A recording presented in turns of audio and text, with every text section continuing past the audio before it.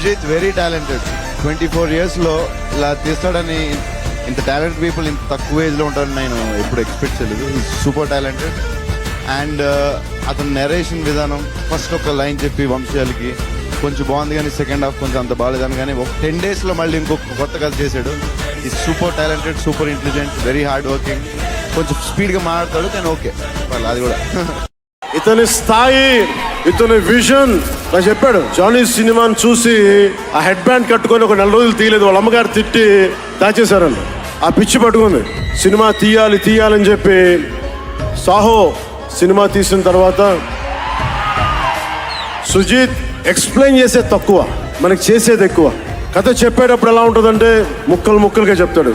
ఇలా ఉంటుంది, ఇలా వస్తాడు, 80s స్టైల్, మీ గెటప్ ఇలా ఉంటుంది, ఇలా ఉంటుందని చెప్తారు.